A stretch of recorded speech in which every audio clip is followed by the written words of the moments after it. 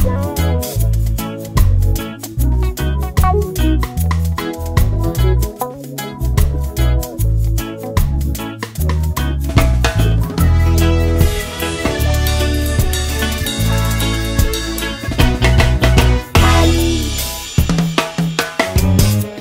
ministres, honorables députés, chers opérateurs économiques et entrepreneurs, chères mamans commerçantes, chers jeunes sans emploi, distingués invités à vos titres et qualités respectifs.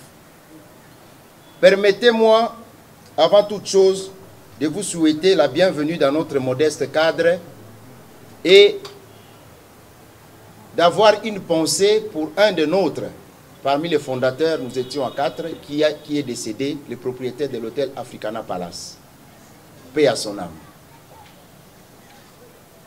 Mesdames et messieurs, à l'occasion de cette journée de lancement des campagnes de sensibilisation et d'adhésion à notre Chambre de commerce Investissement Congo d'abord, en sigle IVCD, c'est pour moi un grand plaisir de m'adresser à vous aujourd'hui, à ma qualité de président et au nom de 2 cofondateurs qui sont présents dans la salle aujourd'hui, à l'occurrence, M. Didi Kinouani qui est en retard et Gabi Chabani qui est devant vous.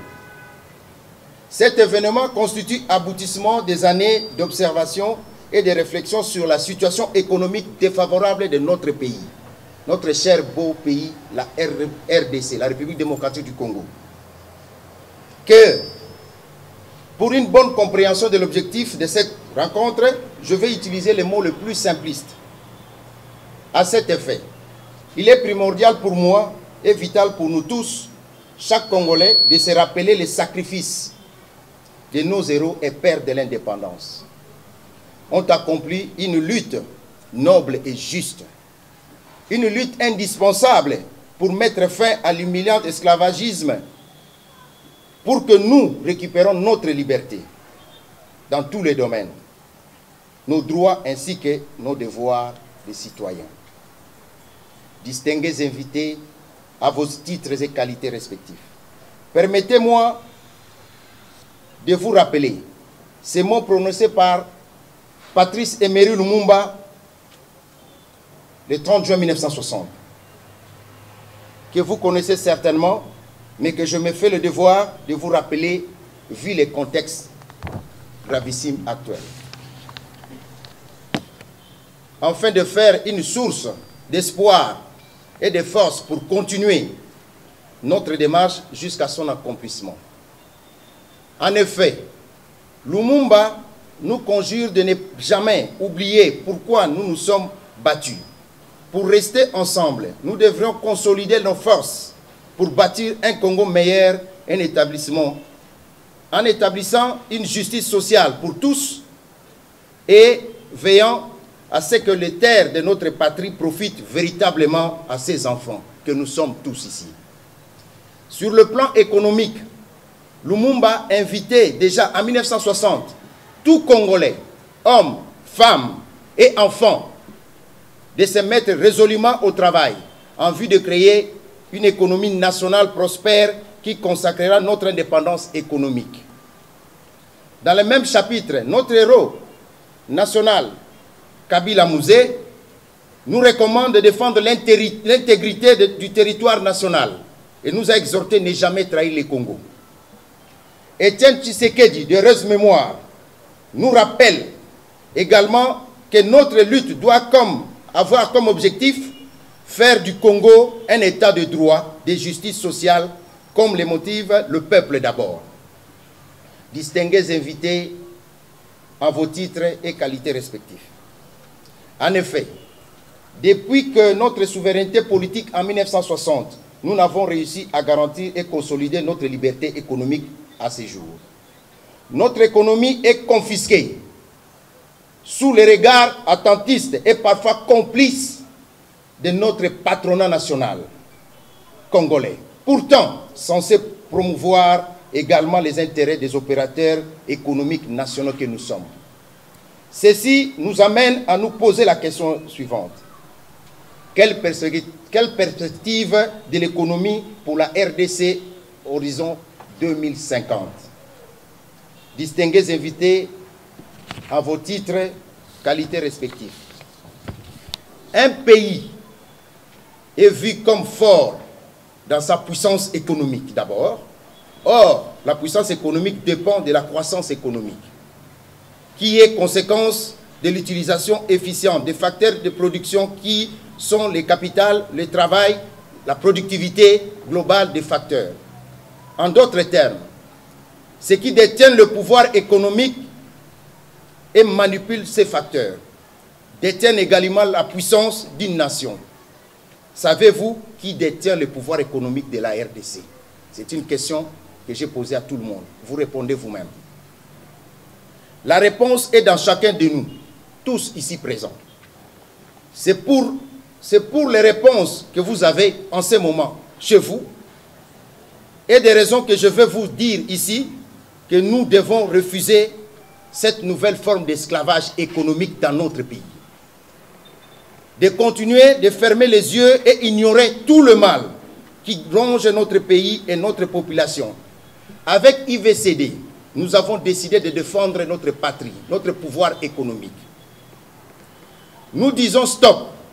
Il est temps que chacun de nous pense à ses responsabilités pour notre hémorragie avant que cela devienne trop tard.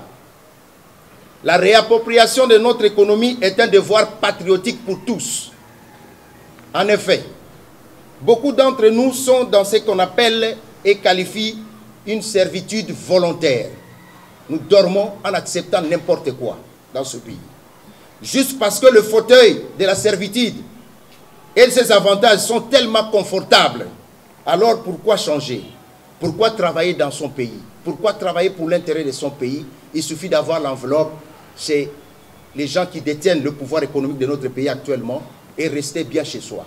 Pourquoi défendre les intérêts de ces Congolais?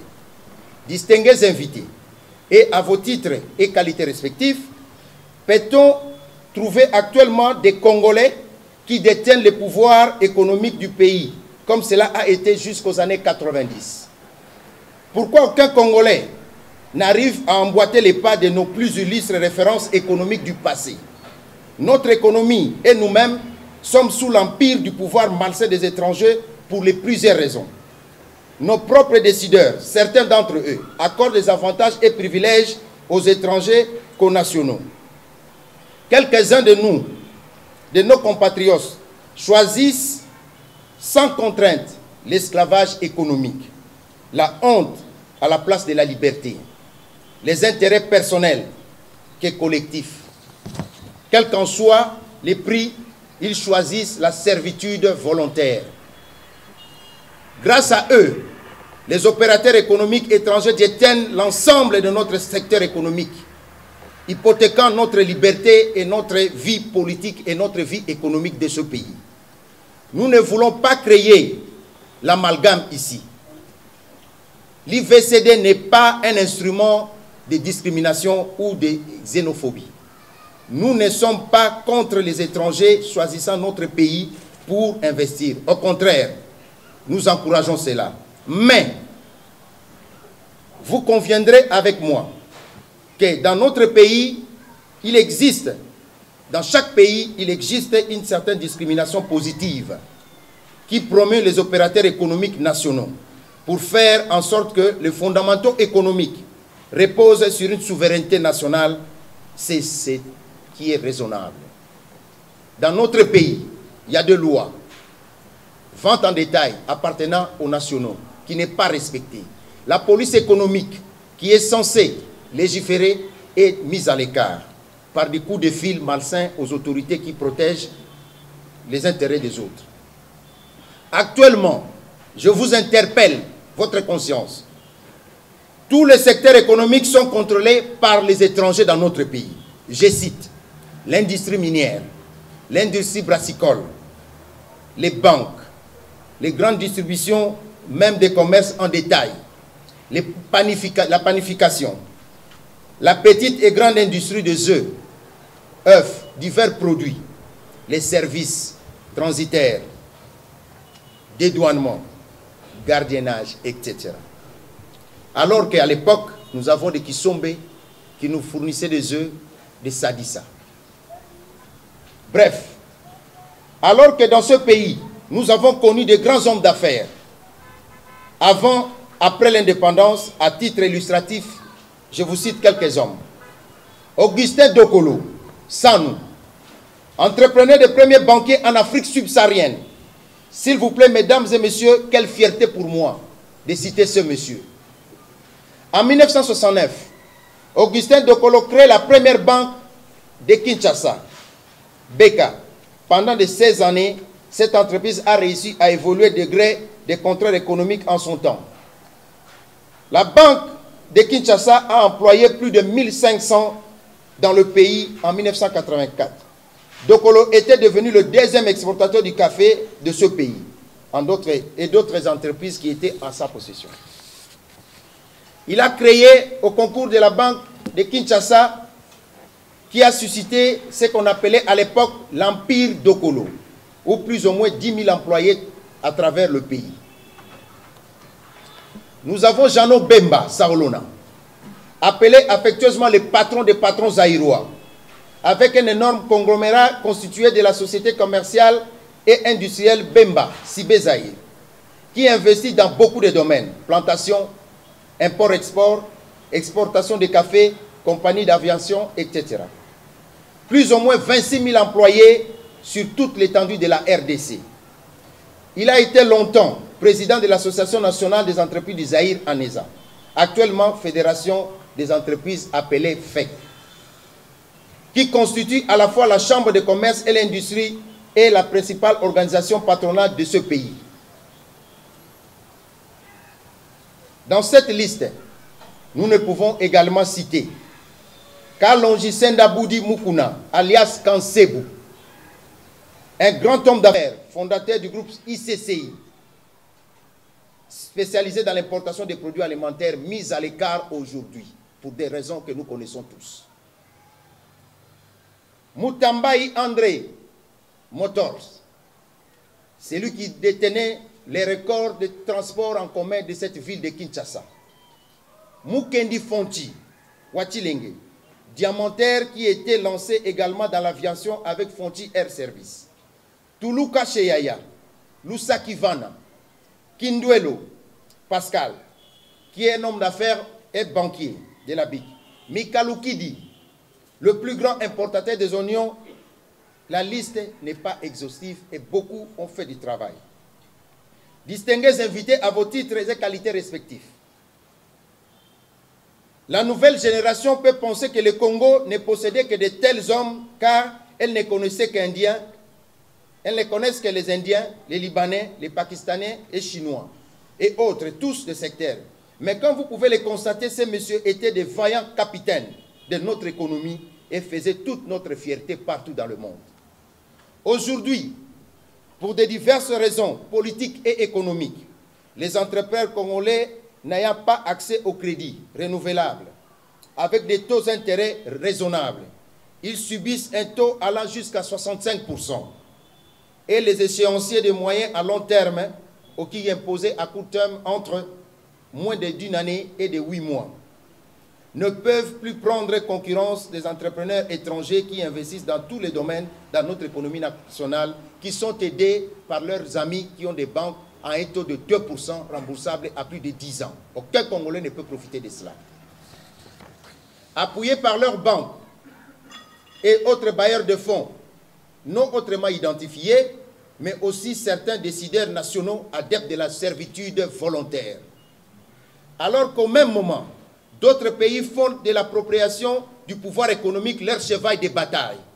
Nous sommes en retard et c'est le moment de se réveiller. Prenons l'exemple du Nigeria. Depuis l'arrivée au pouvoir du président Olusegun Obasanjo et de son successeur Mahmoud Buhari, le Nigeria compte plusieurs millionnaires. Car le pouvoir favorise en toute légitimité d'abord des nationaux pour booster leur économie nationale. Eux-mêmes compétences. Le système préconise de donner des marchés officiels d'abord aux Nigériens avant d'accorder un étranger. Et cela dans tous les domaines. Une discrimination positive qu'on appelle, car l'investisseur étranger est censé être un apporteur de capitaux et non pas un simple porteur de valises pour ensuite aspirer les capitaux nationaux de son profit. C'est le cas de notre pays. Tous, ils sont venus main vide, juste avec une valise, mais engagent des millions, des milliards dans notre pays.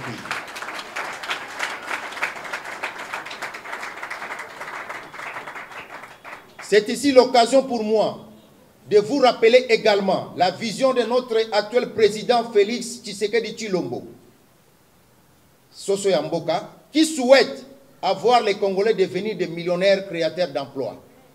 Nous l'avons rappelé. Nous n'avons pas mâché nos mots. Moi, M. Malouma Claude qui est devant vous, M. Gabi Chabani qui est là devant vous, M. Didi Kinouani, nous lui avons dit, tu es l'un des nôtres. Tu ne peux pas nous échapper. Tu dois trouver la solution. Si tu échoues, c'est-à-dire ce pays est envoyé à la misère pendant plus de 100 ans. On n'a pas le choix de réussir avec vous. N'en déplaise à ceux qui veulent détruire ce pays, n'en déplaise à leur querelle politique. Nous ici, nous sommes apolitiques. Nous voulons la réussite économique de ce pays.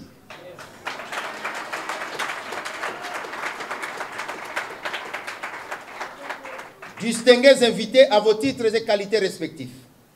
Avant de conclure, permettez-moi d'affirmer que face à ce tableau reluisant, nous ne devons pas verser dans les germiades, mais réagir.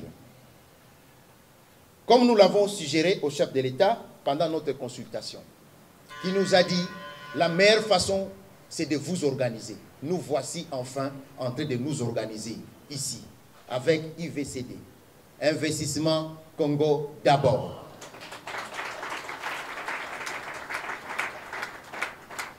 Nous pensons qu'à travers cette chambre de commerce, nous pouvons bouger les lignes.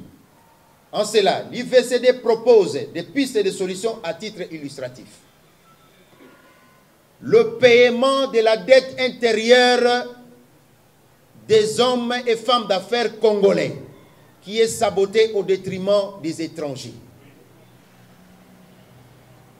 Transformer la FPI, le Fonds de promotion industrielle, à une véritable banque d'investissement à 100% congolaise. Ces investissements vont permettre à donner les crédits à taux universel, connu autrement dit 2,5% de taux d'intérêt par année pour les entreprises. Et nous exigeons des échéances allant jusqu'à 10 à 15 ans pour les Congolais. Et de 3,75% par an pour les particuliers, allant de 5 à 10 ans. Nous allons ainsi appliquer rigoureusement l'arrêté royal, ça va vous surprendre, du 5 mai 1885, qui n'a jamais été abrogé à nos jours. Encore en vigueur, relatif au taux d'intérêt des prêts tels que modifiés par la loi du 20 décembre 1890. Également l'arrêté royal du 18 mars 1935, qui est toujours en vigueur. Il suffit de l'appliquer pour que les Congolais boostent l'économie. Je tiens à rappeler ici, aucun politicien n'est capable de créer l'emploi à part nourrir sa femme et sa famille. Les gens sont ici. C'est le moment. Nous tirons la main du président de la République pour qu'il regarde vers nous, pour qu'il prenne l'option d'aider ceux qui sont ici. Inciter les autorités à susciter la banque de crédit agricole comme autrefois et convier la gestion des personnes expérimentées et intègres pour notre pays. Nous ne voulons plus voir de tristes mémoires, ce que l'IGF a dénoncé du FPI.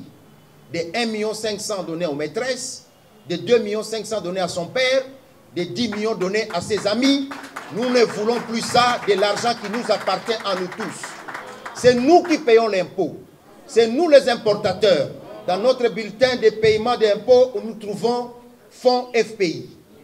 Dans notre bilan, quand nous créons notre entreprise, nous trouvons les gens des FPI qui nous imposent l'argent. Cet argent nous appartient et nous en voulons pour booster l'économie de ce pays. promouvoir les entités de fonds d'argent pour les Congolais de la diaspora pour cette banque d'investissement. En vue de capter les capitaux estimatifs, les Congolais envoient par année 9 milliards de dollars. Nous allons orienter cela à cette banque congolaise d'investissement. Faciliter et encourager l'épargne des entrepreneurs UVCD. Vous tous, nous allons demander à nos épargnants et à ceux qui sont membres de notre chambre de commerce d'épargner qui aidera à la constitution importante des capitaux mobiles et l'intérieur et pouvoir faciliter l'investissement locaux. Offrir des formations spécialisées et assistance technique aux entrepreneurs dans le besoin. Organiser les coopératives. Nous pouvons importer ensemble pour faire face à ces conglomérats des aventuriers que nous avons vus refuser de baisser les prix.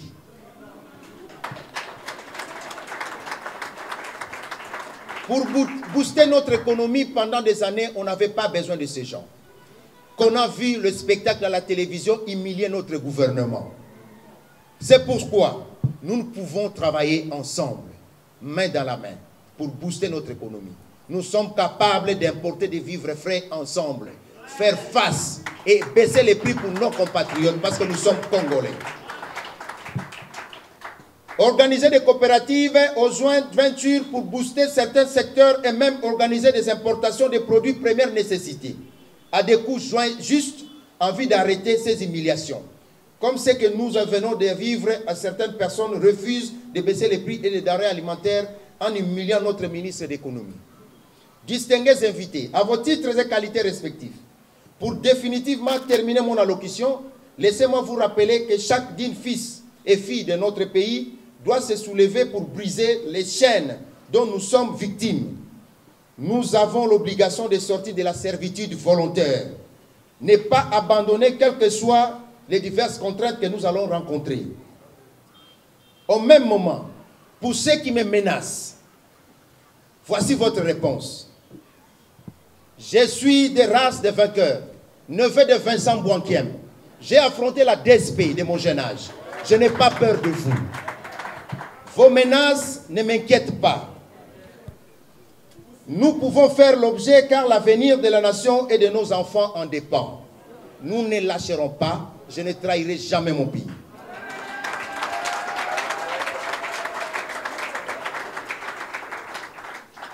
Nous comptons sur tous ici. Tous ceux qui sont ici, sachez que nous comptons sur vous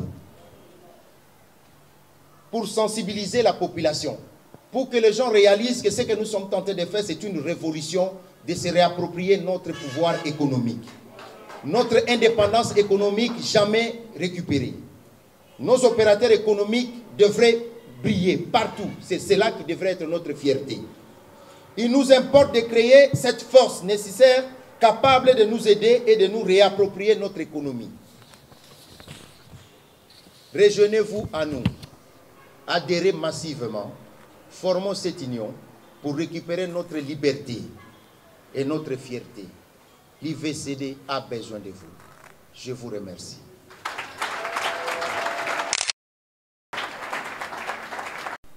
Chambre de commerce Nabiso, ezali oyo ezako pona classe sociale te.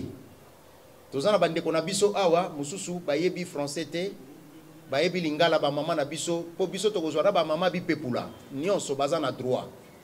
To boyaki komona ke moto moko aza kozwa 1,5 million alors que ceux qui bazui $100 wana ba pesi ba mama wana économie na biso bako créer musala moko mibale et ko créer misala. To boyi yango. Na koloba na mokuse o na lobi na français awa po ba oyo ba yebi ba yoka ki français te ba yoka na lingala po toza obligé ko yeba français te biso nyonso po monoko na biso eza lingala ki Congo Chiluba Swahili wana nde monoko na biso na tolobi boyi mokolo tokendai ko mona mokonzi mboka na consultation nationale ngai na telemi awa monsieur Gabi Chabani azali wana Nande konabiso auti kotika biso mokolo Africana Palace na monsieur Didi Kinwani biso to solola kina mokonzi to yebisaki yeke biso to ye koluka mbongo te poste politique te to ye be ko yebisa yo ba vérité.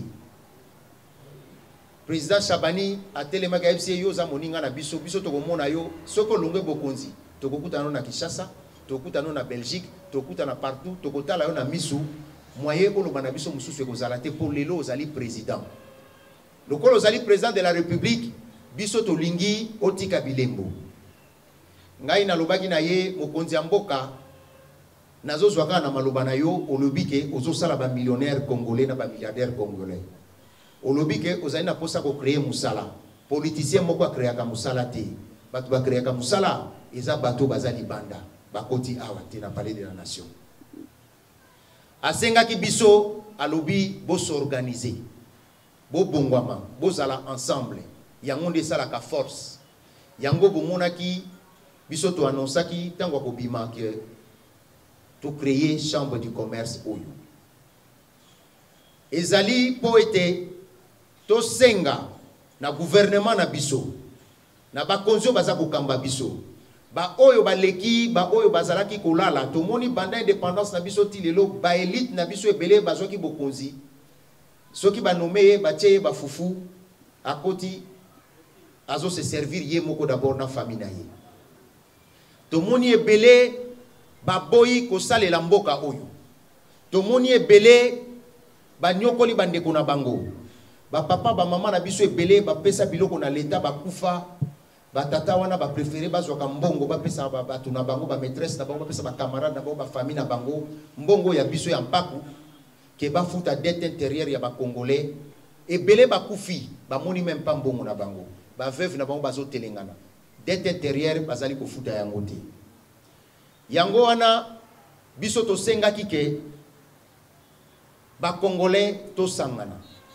soki tozali ebele moto akobangisa biso azali te soki tozali ebele tokosala ke pouvoir économique na biso ezala na maboko na biso moko tokosala ke tokoki kosangana ndenge tovandi boye totie mbongo tokomi pe kobengisa biloko ya malili tozana ndeko pele mongo a proposé ki alobi nazana ba chambre froide na port naza seul entrepreneur congolais na ba chambre froide et ko zo même ba 800 conteneurs frigorifiques na ko tiango pona ba mama ba bengisa biloko ezala kuna to combattre bato pona ngai na yebite soki bino bomona ki yango oyo na mona ki na télévision un spectacle moko ya Sony.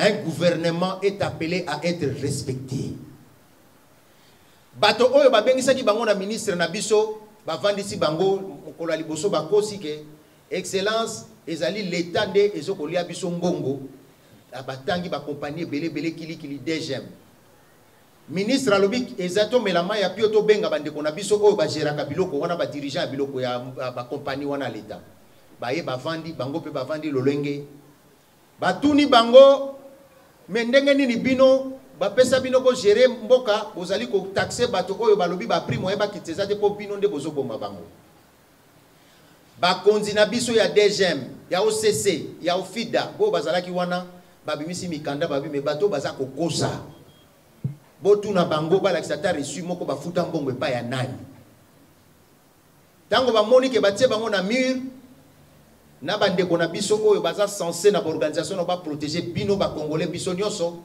batelemi balobi ke tokokitisa kaka prité pona ngai ezali humiliation na yebite entre bino soki ba mususu ba viva lutte oyo bato babundaki po tokoma lelo na démocratie na mboka oyo ngai na vivaki yango na nzoto na ngai na monaki noko na ngambo wakiem batie na CNPP ba déclarer mutali boma na viva ke papa na ngai fala kota bilanga ya CNPP ala ta bilamba ya bato bilanga po akota na maniok lokola kazoke pesa manioko na basali ya CNPP po asola na bango po ba ayoka message ni bazana yango ba humiliation wana ezalaki pasi mingi na monaki noko na nga bazongse na village en pleine dictature.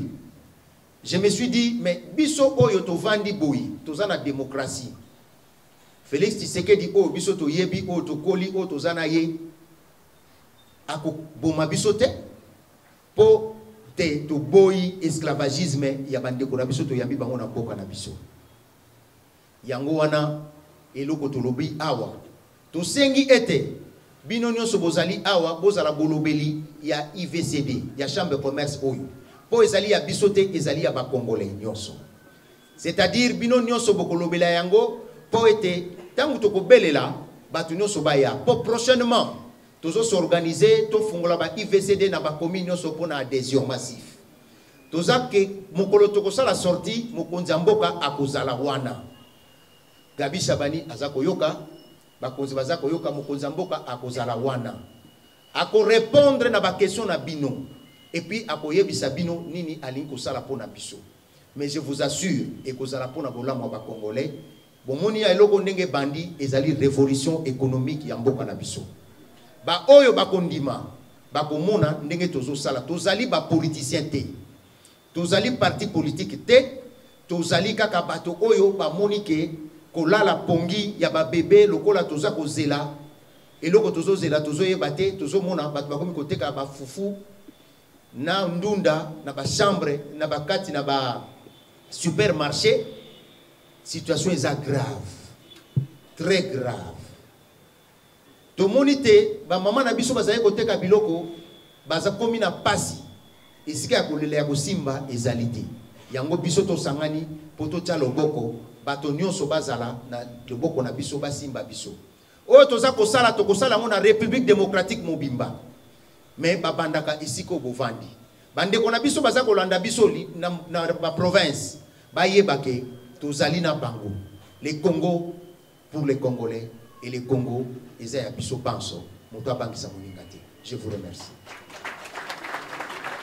Maman boyebi ke biso nde to simba ka libota. Donc biso pe mutoza capable ko simba économie ya mboka na biso. Donc boya toza na bureau na biso ezali na avenue Flambeau, croisement ya avenue Claude Maluma na Kabase. Boya bosa dere, boya président la biso akosunga biso nyonso et ponika mibali te na basi boya bino nyonso toza na posa na bino pour l'avancement économie ya mboka na biso siko to comme na tangu ya ba question alors bana lingala pona o faciliter mutuna ayo kaka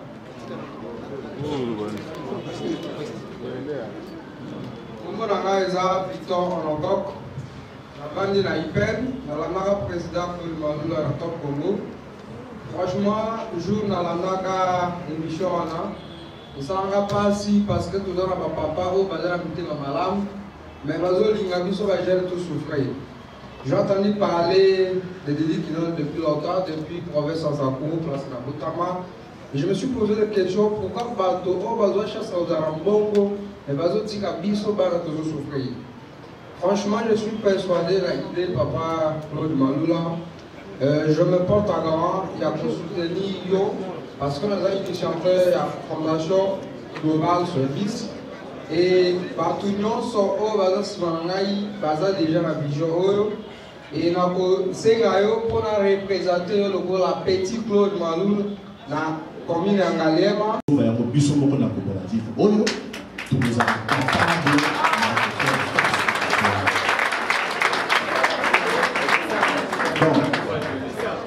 et l'eau qu'on a sali au sein de la bateau, parce que nous avons que va vendre, va ça la calcul, puis va y avoir des services de voilà ce que nous avons sa ville à Kinshasa, na Soso, et c'est que nous avons commandé 100 conteneurs à Soso, ils ont équivalent à autant. Et que biso va tout adhérer. Comme tu dis que les amis de biso, ceux qui n'ont pas $1, c'est actionnaire à la carte de l'achat au Sala. Peut-être pas koteka ngai na $10 ba koteka na carton na kozwa $1 na ngai soki ba teki 10 millions de carton ngai pe na koki millionnaire parce que la kozala na 10 millions.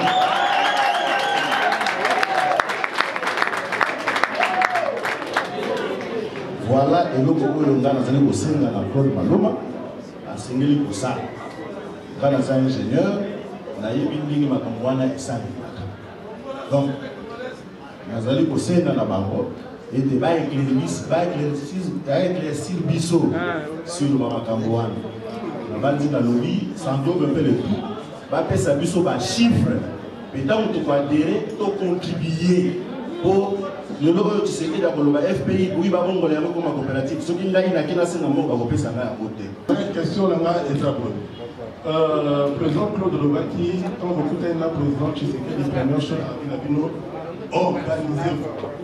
Nous avons un niveau d'organisation interne d'Abissonal. Au dénoncer le fait que FBI et quoi parce que ça va crédit na petits amis, copines et tout ça. Aujourd'hui donc comme ça FBI banque stratégie aux autres une fois FBI comme la banque pour que en termes de gestion personnelle, en termes de qualité qu'on ne retombe plus dans les mêmes erreurs. Merci. Question nangai il comme nangira pour na boye pas ya président parce que tout suite qui l'association et les basala quand mais sur le terrain makambo les ça vraiment tout le monde rappelle ce qu'il a que souvent à la boye to la libre discours tout aussi pour nangai na mina proposer si un moyen nengi to sto côté boye mutu na secteur na place azali ceux qui a koki kozwa ba fiche pe na pour sensibiliser parce que mingi peut ceux qui ont mingi banana peu d'information des question oyo et ba poser awa naza sur ceux qui bolanda ki discours na ngai makambo ebele oyo ezali awa o batuni na lobaki yango na oyo ya bon to bandana mutali boso oyo alobia comme petit maluma na ngalema soyez les bienvenus parce qu'en fait biso souci na biso na uta ko lobango awa tozali na besoin ya bato na ba commune nyonso ceux qui sont disponibles pour comme na bureau pour répondre yo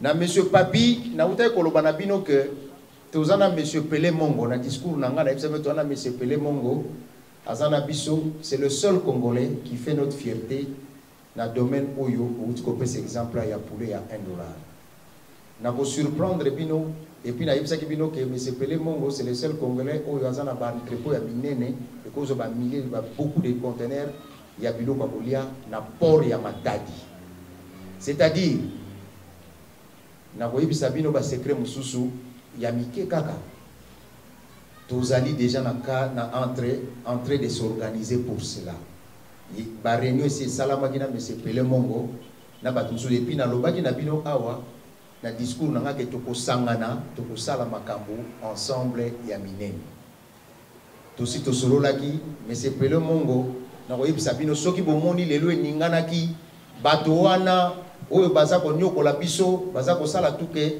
président république a réussir te gouvernement biso échoué na kotaka ba prix ya liboma na ba complicité na bango muto apesaki ministre certain prix ya biloko basombaka na poto monsieur Pelé Mongo ye wana zania oyo ba prix oyo bomoni oyo limisi mboka donc azali moko ya bino boyebi président ancien président avec le président Pelé Mongo c'est un patriote de ce pays.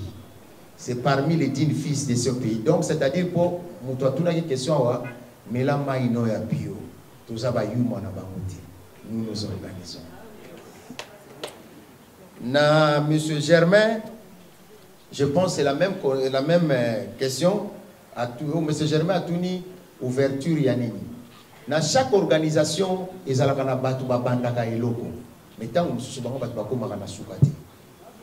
Tozalaki na batu mususu peta mususu bazo mona na te, ta mususu pe bazala te, mais oyo a ko prouver compétence na ye, capacité na ye. Ya ko kota na vision na biso parce que ko bosa na te que dès le départ ba ko ko zo montonio sauter à kota. Je vous dis bozo zwango peut-être blague. Moi j'ai été menacé na Minduki. Et vous savez peut-être pas oyo bozo sala. Tozala kata ko sala révolution économique. Tous en la carte pour soutenir le président Tshisekedi, tous en la carte pour la mboka où les gens doivent vivre. Et zamboka na biso mabele na biso. Et je vous dis, beaucoup de ces gens, Lumumba, Mouzé, toutes ces personnes sont décédées à cause de ça. Et nous ne pouvons pas s'hasarder Yakomema Moto, na vision na biso, kaka kokot sabatu na désordre. Parce que sachez que dès que vous avez, il y aura des infiltrés. Il y a des gens qui ont battu. Ceux qui n'ont pas foutu bambongo na télévision mususu. Mais nous sommes sur la mine de Boyebi. Bazobo ya toleka, ba fouti bango mbongo, kaka poto leka te. Ceux qui n'ont pas bino que ngai moko basi ba benga ki ba procureur mususu ba kanganga. Na yebisa ki procureur, je suis le fils de Mbwankia Mniarorien, un combattant, je n'ai pas peur de vous. Faites votre mandat. Batina écoute le document oti e pananga bibo sala obolingi. Mais je n'abandonnerai pas. La RDC nous appartient. Et nous avons le devoir de défendre ce pays. À chaque minute, bomonaka namboka oyo botala bien ba congolais bomonaka ba salaka na yebite soki boyeba makambo susu elekaka bato musu bazali boyeba kate bomonaka bandeko mususu bazui poste à gouvernement a démissionné boyeba kate pona nini ezana bato ba démissionnant parce que baza ko senga ye bazwa mbongo na banque centrale et bisono soto yebi professeur Matumula démissionné ki pona nini. Tant que comme à niveau wana batona bazwaka ba risque est-ce que ba congolais va soutenir kabango c'est ça toujours senga bino bo s'éveiller. Moi je suis menacé, je m'en fous. Hier même na Boutou tant on a zozonga na kanisi kutu maman Véro azana biswazo bisanga papa protocole Boutou parce que zala ki a 22h 21h passé mais Lucas chauffeur no ke non habité na okenga moko soki na yebisi bino ke na komi esika na obaluka bazali kozela ngai mais na moni mutu wana pe natali na yebisi je n'ai pas peur de vous atalinga bagarde nanga kutu baye bauti na ndaku baye ekoma iloko babunda na ina biseko tikai et je sais qu'il a envoyé et je connais son patron il est juste derrière moi azape bukonzi afek parmi bafeka mais je m'en fous j'ai pas peur de lui. Je suis congolais, je suis fils Yanzi, je suis neveu de Mbouankem Niarolem. Je suis entré dans l'UJDPS, j'avais à peine 18 ans. Nous avons été extradés de ce pays par peur de notre assassinat. Je n'ai pas peur d'eux. C'est notre pays. Nous devons récupérer notre pouvoir économique. Nous, on a peur de personne. Donc, pour nos organisations, il faut faire très attention. Il y a des gens qui sont ici, qui vont venir ici, ils sont envoyés. Ceux qui vont dépenser milliers de dollars. La télévision grâce à notre frère Gabi Chabani, toujours les journaux télévisés, grâce le DG de la RTNC a envoyé la RTNC, télévision nationale, le président de la République nous soutient dans cette vision pour nous accompagner sur tout ce que nous allons faire. La RTNC sera là. Donc, Tokozela, dès que le président de la République a fait sa bisombongo, parce que le président a besoin de sa bisombongo, il faut s'organiser. Tout ça qui va réunir appelé Mongo, président appelé Mongo, Toyokanaki déjà que Toko s'organiser. Bon, on a besoin d'organisation. On a notre frère qui était ici, Germain, je pense au papi. Luka plutôt, na côté Yozali, on s'organiser que Batona Bazala, ma porte est ouverte pour tout solo là, ma Kabwa Congo. Donc, il n'y a pas de problème, ne t'inquiète pas. Il ne va rien nous arriver, c'est notre pays et nous sommes là. Nous les regardons en face. Il n'y a rien en face, c'est du maïs. Retombée, il y a retombée économique Yamboka Nabiso. Maman Mado n'a pas répondre yeboui. Maman Mado yebaka ke d'office aux ambassadrices aux sadera qui a des devoirs na yo, obligation na yo. Na yebisi bino en phrase moko ke réappropriation de notre économie nationale de ce pays est un devoir patriotique. C'est-à-dire tout un chacun zika zali et ça devoir na ye bozomo na yango normal. Moi ça me fait mal na mona indien chinois aza oteka masango ba maman na biso bazoluka ba maman o ba souffrir ba maman bi pepula ba tangisi bana na université na koteka na si et que ezamboka na biso nous devons avancer et on n'a pas peur. Toko avancer pour bangate toko sangana toko zelate gouvernement pesa biso nyos ba yebisaki bino yango toza koloba awa faut se réapproprier to s'organiser toko za la force ndenge toza déjà na prix ya biloko ngana kokolo bango te mokolo ezali na barino na biso président Pelé mongo peut-être des jours il a sorti na biso président république a kozala président Pelé mongo ko pesa bino ba prix ya basoso toko bengisa yango bozala calme kuna toko tonga ba entrepôt frigorifique awa toko sala yango toko zala bango babokoka te parce qu'ils ont réalisé que les Congolais basala beaucoup. Échec n'est pas congolais. Voilà, c'est ce que j'allais vous dire. Pas na valise. Mais quand ba millionnaire, ba milliardaire. Parce que banani basala ka bango, ba koma bongo. Question na mwana. Mingi lolenge ko presinga parole. Na lingina na féliciter président pour na exposé na ye ezalaki vraiment brillante. Mais mituna nangai yango président Tony Toyeba parce que baza ko créer ba chambre de commerce, baza ko créer ba association ébélé. Est-ce que oyo za ko créer lelo lokola biso te ko kota bo? Est-ce que ko suka na nzela te? Question à poser à moi. Yami balé. Sonaka na baleg badon na cotisation ya ba membre. Mais na kati ya discours na yo ndenge lobby, évidemment il faut adhésion ya masse et tout ça. Bon, na lingina tuna ba tutango ba kokota. Est-ce que va cotiser ou bien va cotiser pour permettre l'association de fonctionner? Voilà ce que je vais faire. Je féliciter maman. Elle qui parole justement parce que na combo ya ba maman. Na ko annoncé pe awa que le 31 juillet ezali journée internationale ya femmes africaines. Journée à l'élo. Yamano monaki to telemaki na ngai pe ba maman mususu ba yeba yango na lingina lobaki économie ya mboka na biso eza soutenir na ba maman. Wana vraiment tokoki ko marché ba monte. En dehors ya ba expatriés ndenge bango ba si bazwa bokonzi ko l'économie na biso, mais en deuxième lieu ba maman na biso ba bazana économie na kata makoko.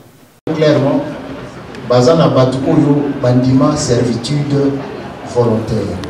Servitude volontaire eza mutu andimi na yabo mabongo ya moninga. Omonaka soki lelo batu économie na kopesa par exemple batu économie police économique qui ko vérifier batu wana ezalanga attends j'appelle tel na kobenga tel bato bango babenga na wana ndi bato ba protéger la bango. Alors yango bozomona même gouvernement na biso actuel, même président Tshisekedi, ce n'est pas facile pour lui, les pauvres, je le plains. Les boulot ils allaient monnaie.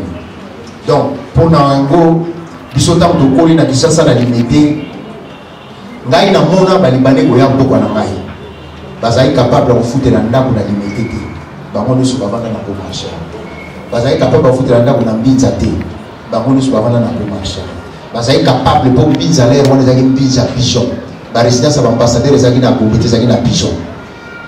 Bazalaki capable de gouverner dans la compétence à tout rêve. Mais à ce moment, l'osso, Mapa, Nyoso Toliaka, tout ça incapable de trouver Congolais dans tout dans le révolte.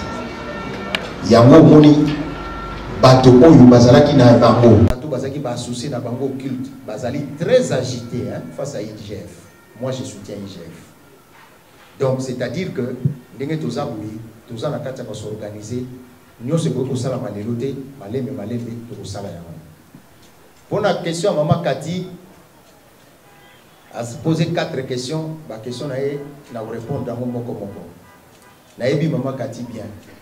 Maman Kati, Azalaki député, Maman Kati, Azar rebelle et affect. Maman Kati, Azalaki membre et affect à Longwa. Baswana amona ndenge oyo ya amona kama mona mbo isala mwana kati kuna ba information mso tozo epana bango ndenge azali ya biso tokosuka na nzela te la question ya tuna tokosuka na nzela te parce que bato mso bakanisa kitango uta consultation que ekosala mate ezala kaka bilobela ya ba congolais. Nous devons savoir dans ce pays nous avons eu Lumumba Patrice. Nous avons eu Kiswe Maya, que beaucoup ne connaissent pas. Il fut le ministre des mines de Tchombe. Ce monsieur, lorsque Tchombe a fui, il avait Azaki Nabamal, il y a diamant, or, tous les minéraux du Congo qu'il a retourné à la Banque centrale. Nous avons des gens dignes de ce pays. Nous avons des gens qui ont refusé la corruption. Nous avons eu Lunda Bouloulou, un premier ministre. Nous avons eu le professeur Matungulu qui a refusé de céder aux menaces jusqu'à la mort pour ne pas sortir illégalement l'argent de la Banque centrale pour satisfaire des individus. Nous avons eu de 13 parlementaires en 1981 qui ont dit non à la dictature, au risque. Est-ce que Bokani Sakabana n'a pas c'était pas facile. Et les gens se sont mis pour défendre notre patrie. Nous devons savoir, photo yebake, Maman Kati, la question nae, photo yebake, Mboka Oyo, Ezali ya biso ba Congolais. tozana eloko akobanga te na utu koyebisa bino ba menace oyo nga na subir mais bato na bafuti bambongo tina ba télévision mosusu mpo bazwa biso te ba recruter na ba journaliste bapesi bango mbongo basali bato babenga nga na ba téléphone basali batinda bana basi basala nyonso balingi kaka tango bayoki makambo wana mais nous sommes congolais alors bayebi ngai te reculer ce n'est pas Claude Maluma bo bayebi nga bayebi ke naza têtu comme mon père comme mon oncle Boakiem je ne recule pas je n'ai pas peur de bobanga te tokokende liboso mboko eza ya biso biso tomoni bato wana koya na kokende po na question na ye oyo alobi ya formation ya jeunesse eza prévu peut-être ozalaki te ntango na ntango discours na ngai formation ya jeunesse eza prévu nous sommes jeunes jusqu'à 99 ans alors nous sommes organisés eza pasi ntango tomonaki question na yebisaki bino ke yango na yebisaki bino ke ngai Monsieur Gabi Chabani, Monsieur Didi Kinouani qui est là, et notre frère Africana Palace qui est décédé, nous avons justement que ça la Makambona pour la jeunesse. Donc, Batunyon So Bazali Awa, quelque part dans leur vie, les trois personnes que je vous cite là, qui sont ici les cofondateurs de cette chambre, Baza Batou Basunga Jeunesse Nandeka Usakanati. Donc, il faut que jeunesse a la place na biso parce que nous ne sommes pas éternels. Il faut tout le temps vivre aux éternels. Justement, il y a une question de discours. Est-ce que dans le Congo, tu as horizon 50 années? Mais il faut que tu aies pas demain. Il faut que tu aies la question, tu as prix et tout.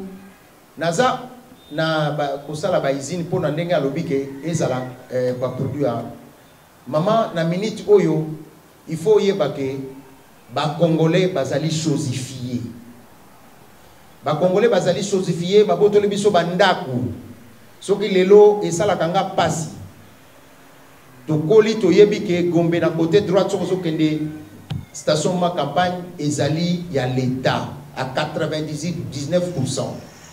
Mais lelo au moni ba immeuble to kwami batu oyo ya servitude volontaire soki ba comme ministre ba teki banda ko na biso eza ya bino passivement ba congolais baza kotala ba ministre na bazu ba appartement ba céder banda ko na biso lelo oyo ba congolais ba comme ko perdre banda ko na bango batu na ba vandi na ndako na bango na ba mallette na bango bazala ba serviteur na bango na ba gouvernement na biso et ils vont être débusqués. Vous imaginez ceux qui tozali 10 millions ministre moko a s'organiser na ba associé na ye ba yi bandaku ya congolais songolo bazwa mama moko oyo ba mama na biso bi pepula oyo ba kolisi bana kaka na commerce ya mombongo ya moke poto tanga ba université ba kolisi 5-6 bana.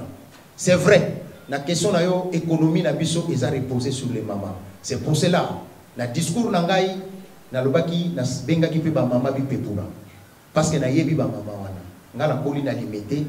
Tant que vous avez autant pour la jeune, tous avons mon maman na Zigida, tous avons mon maman na Kingabo na Poilu, tout y est vivant. Les femmes sont plus fortes que nous les hommes dans ce pays. Pendant longtemps, Mibali va demeurer dans le chômage. Salaire et salabité, ce sont les femmes qui se sont battues pour bâtir l'économie. Na voyé Sabine Loko Oyo, tout ni pour na usine to consommer congolais. Na président Pélémon, on a cadre la chambre de commerce Oyo.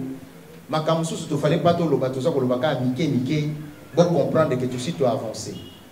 À part pour son conteneur, bisous to sangato son conteneur et ya awa, ba partenaire o ya zana bango, o to solo na bango, baza prêt ya boya, bisous to yebisi bango to lingite ba soso oyo, basi ba pompa. Ba yebisi bisous que tout ça prêt to ya, tout beaucoup la ba soso en plein air et en grande quantité. Donc voilà. Nous avons la carte qui a avancé, nous avons dormir, nous avons rêveur, nous sommes des réalistes. Bato belé bomoni na Congo a réalisé misala na ba moyen na bango moko. Ba réaliser bazoka crédité, chose impossible dans le monde. Ce qui toza konobe la FPI qui est comme une banque d'investissement, je sais ce que je vous dis. Ngai na boko zo crédit na mboka wote. Et banque ça kanga déjà. Parce que na vandi na bamboka o ba pesa ka crédit au plus 100 000 $, aux akozong ça 1 000 $ par mois. Et ça peut permettre yo au créer emploi. Mais na mboka o na mona batu bazo à crédit poison ça 15 000 $ par mois. Au bengisi conteneur et comme na port à Pointe-Noire tous en eau profonde à wate bateau qui ici wana et vandi 3 mois 45 000 $ na maye Tant que comme on a matadi, dédouanement aux 8 ans, donc au ça là 6 mois, on remboursé par 15 000 $ fois 6, on s'est retrouvé dans le qui. Ma maman va perdre le bandako parce que justement, maman, bazala qui n'a formation T. Alors, nous devons former les gens à comprendre certaines choses. C'est notre mission aussi. Voilà, on répond à ma question. Je pense que on satisfait la réponse. Na lobby awa na discours nangai na ibsa kibino clair que bato wana nyonso yo tangi awa ndeko Zule na ko surprendre yo to mona bango ndenge baya na mboka boyo. Lelo oyo ba jeune na biso soki biso lelo to telemi parce que biso to mona ya mona uti koloba awa libanais na mona ndenga zo na mboka nga na limité baza na mboka ofuta même pas studio na limité bazo fanda na bon marché. Bazumbongo na mboka na biso parce que bao naza ko benga ba to servitude volontaire, c'est-à-dire aux ministres okoma esclave ya batouana. Biso tant to mona ki président Fatingai monsieur Didi Kinwani Gabi Chabani, nous lui avons dit clairement biso toye pour la monsalate pour yebi que ce que ça a besoin monsala pas Fati président Gabi monsieur Didi Kinwani ngai to vous ala nommer et ya blague. Mais pour te rassurer, pour te yebi ba politicien ndenge bazo welela, te visiter aux en charge belé. Na ko surprendre yo. Président de la République a eu pouvoir. Parmi batali boso yambaki monsieur Didi Kinwani. Alobi na ye grand frère, au sala mingi pona biso. Na nommé yo nani. Na sala nini pona yo. Oyebi réponse à pesa ki teleki. Aux en charge la République. Ngai oyo ngana kosala pour la jeunesse na kosala ngo na cadre ya volonté na lingi pour c'était na lingi au réussir mandat na yo jeunesse et évoluer. C'est-à-dire que nengozo mona biso awa toza batu o toza conscient na pays o toza batu o na lobaki awa toza ba self made man to bunda Gabi Chabani abanda télévision na vidéo ya VHS nazo uta poto naza komona il y avait son meilleur ami Freddy Matuchipai et j'ai étudié avec bazo travailler na les années na bouquet. Emploi Boni a créé un journaliste. Self-made man. Gabi Chabani était menacé dans ce pays. Pour la télévision, il a 2 ans en Angola. Mais c'est Didi Kinwani a subi des menaces. Vol de son immeuble organisé par certains caciques politiques, si vous voulez qu'on dise des choses, à complicité des Libanais dont nous combattons aujourd'hui. Donc j'ai été l'objet des menaces pour avoir dit non. Pour défendre il y a des choses qu'elles ont fait. Déjà combat. Et les autres combat, on connaît les hommes et leurs jeux. Crois-moi. Parce que tribunaux. Mais nous avons interpellé ces magistrats par leur conscience. Et beaucoup ont été surpris. Nous savons, il y a des magistrats que l'on connaît qui sont leurs porte-mallettes. Il y a des ministres. Il y a des généraux, nous savons. Pas plus tard que semaine passée, j'ai mené un combat et nous avons gagné. Crois-moi, c'est notre pays. Si vous ne croyez pas à votre pays, vous êtes foutus. Il n'y en a pas d'autres de Goulou. Il n'y en aura pas d'autres. Nous sommes en train de partir. Nous sommes la génération sacrifiée. Bon, ça, on a déjà sacrifié. Donc, qu'est-ce qui va devenir ce pays? Papa, les longs Gombeza a bisoté. Les paix des Congolais sont à Gombe. Badidi Kinwani banda kuna bango, ozananda kuna Gombe, oza menacé. Botuna Gabi Chabani, batwa ba faux certificat. Tant que le président Lobina Goma, que na moni boye ba faux certificat, ce sont des dossiers qui sont automatisés là qui. Ba faux documents, bazo botra banda kwa l'état. Ozo imaginer que muto sali certificat pour na mama yemo. Ko imaginer ango.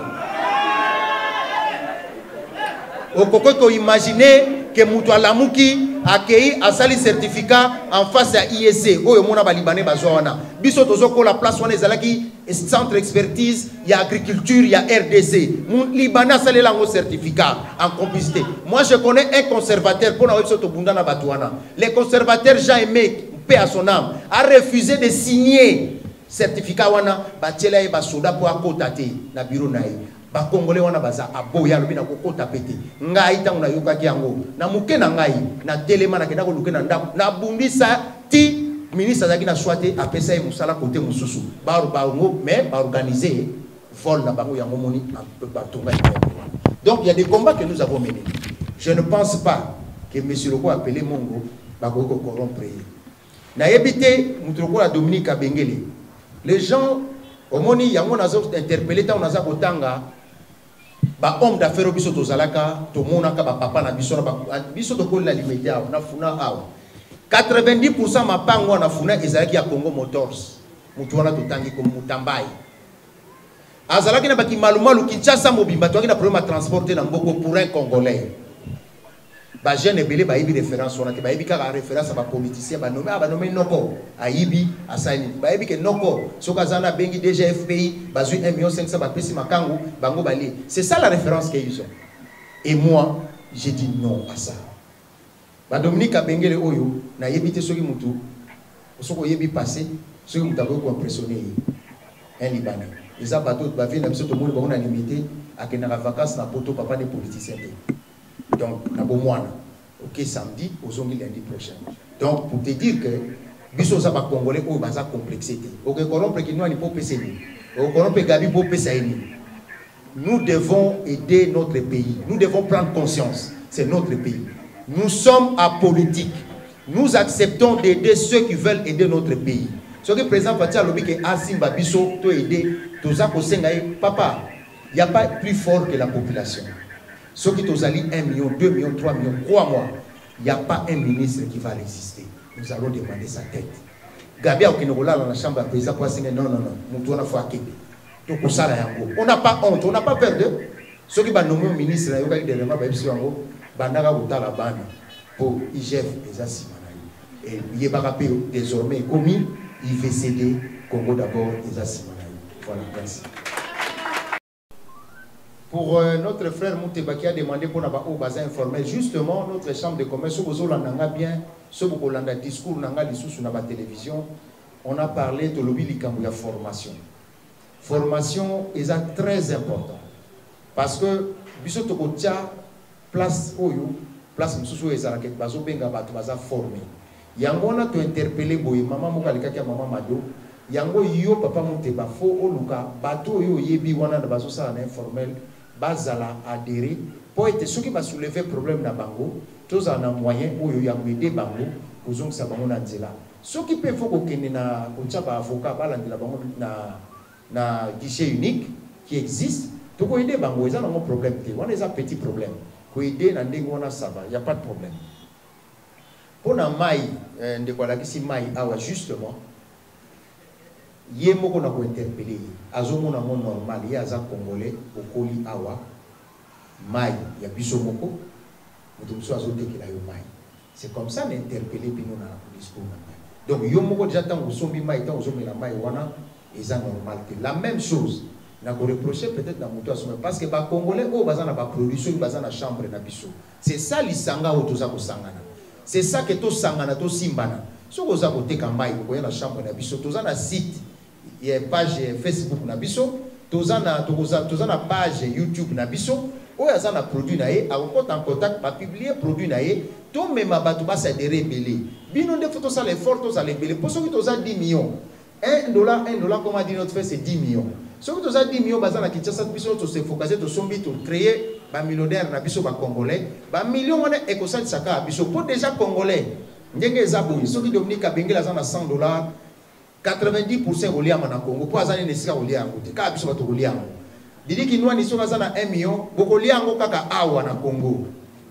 Donc au liang, mais c'est comme ça, mais bango so bazana 1 million 900 000 et que déjà na Mboka na bango 100 000 et que la awa, et ça pour na kosala ba corruption na bango, ba bomba kambongo awati. Alors c'est à nous de s'organiser. Yango moni toujours s'organiser la minute où que tout un chacun met du sien. Moutou na moutou, asala effort, place à Zali, batouba sa déré belé, et puis sa biso force, pour tout que de l'ikoso. Pour la diaspora, mon frère, il faut que baka, biso nyonsoa, tuza batu, tuza la pena diaspora. Nazo mona Moutadio Salemba, nazo mona Gabi, nazo mona Monsieur Didi, nazo mona Dominique Abengele, batu nyonso bavanda na potongai moko y compris. Le combat certainement n'est pas facile. Et je sais que ce n'est pas facile. Mais, tovandi na poto, tovandi tomoni ba malien, tomoni ba sénégalais, baza kotonga ba hôpital na ba village na bango. bazélité gouvernement asali la bango développement.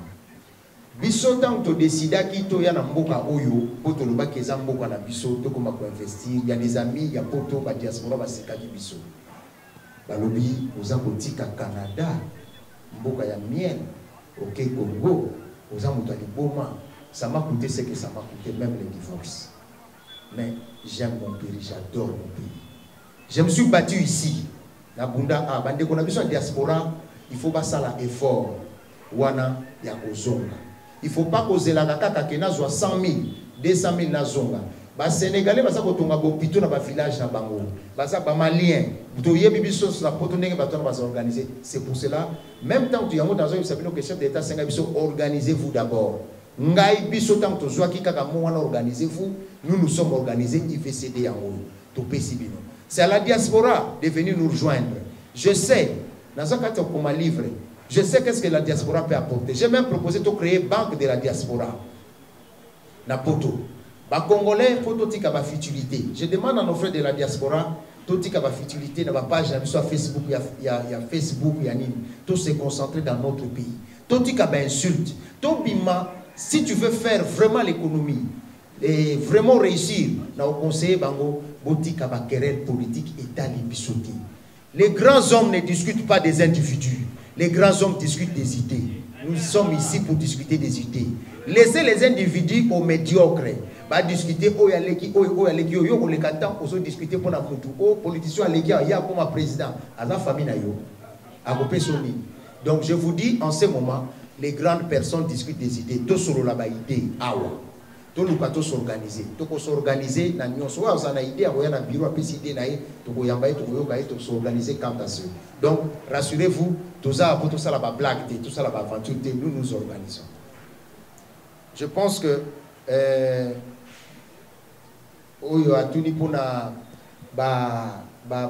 qu'est-ce que nous pouvons faire pour les miniers? C'est ça justement l'agriculture et tout. Nous devons nous organiser. Quand nous allons, je vous remets toujours l'organisation. Ceux qui sont alliés belés, ceux qui sont bouger la loi, tous en a député bazaliawa. Donc tous en a député pour autoyebani na bango. Nous avons la possibilité pour député mon côté. Naïf Sabino kanga secret wana lelo. Politicien mon côté à l'ingakazara la population pour problème la population. Mon côté. Ce qui est sali que tous ali par exemple na funa, tous ali par exemple 20 000. Tous sali document to tika la député à funa to so ka so ki to moni bino bo signer loi oyo boya insulter. Naïf sino boyi ba politicien te. Donc akobalu quand même so ka pesa ki promesse funa. Akobalu ki la bango penza. Donc ezaka ka bison de to s'organiser. Ce qui ba politicien ba moni que to za organiser to za sérieux. Bakotika ba aventurier wana bazo sakana na bango wana soit disant bazo représenter biso nga ba représenter ngati baotika bango. Donc to s'organiser bo se société na ba pour na ba politicien pour na ba député pour na ba ministre to za la possibilité ya kosolana bango pour ba défendre ba loi ou to za na pour ça pour na intérêt ya ba congolais. On est dans na yote les diamants. Vous comprenez que c'est la publicité ba benga yango. Cela ne fait pas que tozala okoyi kozala congolais te oya leki mboka na ye oza tozala ba preuve et ba preuve monana. Pour la question oyo monsieur architecte a posé, c'est mon architecte il ne fallait pas poser parce que pour ndako toza ye mutatonga ngo bandako nanga no se mutasala ngo azwaka misala epananga ba travail ne basala ke pananga. Donc azali muta IVCD automatiquement ye moko akoya ko poser problème na ye. Donc pour vous dire que biso to créer misala pour na ba congolais. Ngai na exploiter ba congolais, gabi chabana exploiter ba congolais, ndeko didi ki no na exploiter ba congolais, bo basala ke pa na biso, to préférer ba congolais tout ça na ba chinois te, tout ça ba libanais te. Pour to s'organiser contre ba tona que non, to longa ba il faut to s'organiser. Na yebelo ko nazo yebisa bino. Na biso sili nazo répondre na nyonso. Na lingi na interpeller ba to bazo benga, bazo leka awa, ou bien biso nyonso ndenge to za na salle. Tozali contre l'expatrié pour na biso. Tozali ba raciste te, tozali bato balobite ke ba étranger ba longo na boka biso ba kende. Biso to lingi bongo te, biso to lingi boyi. Bazala na mboka na biso ko investir eza malamu, ne ba respecter mibeko ya mboka na biso.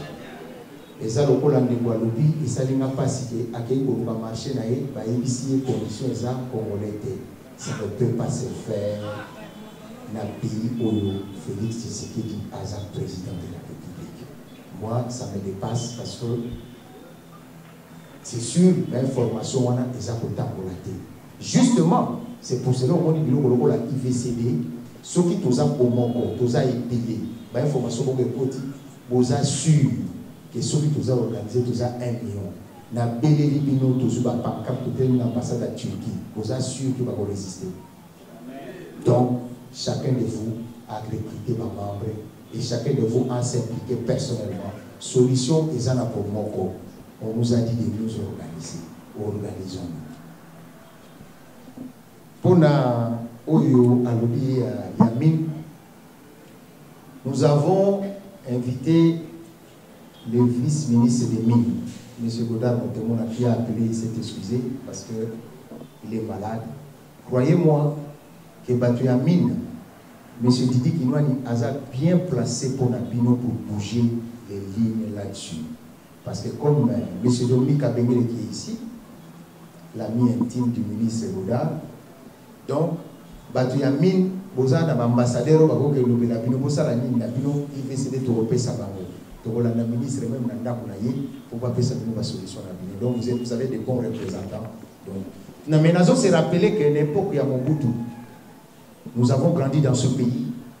Les étrangers, les expatriés avaient l'interdiction de fouler même les sols des mines. Quand j'ai étudié à Montréal, à l'université, il y a un Ivoirien qui était là, il me disait toujours, mais vous êtes bien. Quand on disait, mais mon bout, il dit, non, papa, vous dans votre nous, même l'eau ne nous appartient pas. Même l'électricité ne nous appartient pas, même les routes ne nous appartiennent pas, c'est aux Français. Ça m'a dit, quoi? Moi, c'était étonné parce que chez nous, l'eau, la régie des eaux Snell, Inga, c'était notre fierté nationale.